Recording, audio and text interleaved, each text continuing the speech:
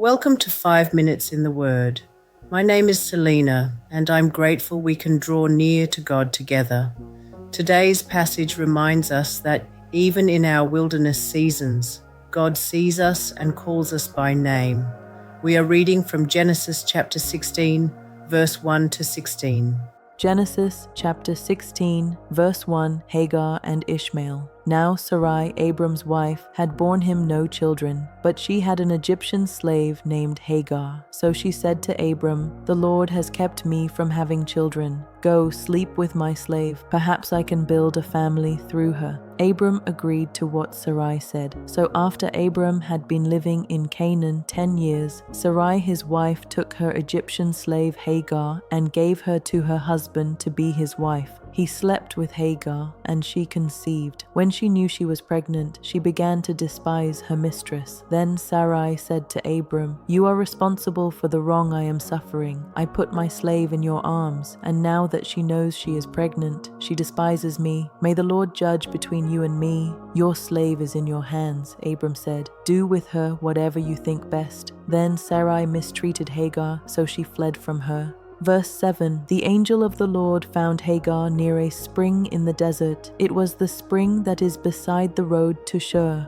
And he said, "Hagar, slave of Sarai, where have you come from, and where are you going?" "I'm running away from my mistress Sarai," she answered. Then the angel of the Lord told her, "Go back to your mistress and submit to her." The angel added, "I will increase your descendants so much that they will be too numerous to count." Verse 11, the angel of the Lord also said to her, "You are now pregnant, and you will give birth to a son. You shall name him Ishmael, for the Lord has heard of your misery. He will be a wild donkey of a man. His hand will be against everyone and everyone's hand against him, and he will live in hostility toward all his brothers." She gave this name to the Lord who spoke to her, "You are the God who sees me," for she said, "I have now seen the one who sees me." That is why the well was called Bir Lahai Roi. It is still there, between Kadesh and Bered. Verse 15, so Hagar bore Abram a son, and Abram gave the name Ishmael to the son she had born. Abram was 86 years old when Hagar bore him Ishmael. May the Lord bless the reading of his word. Amen. In seasons of waiting, when we feel abandoned or invisible, God still sees us.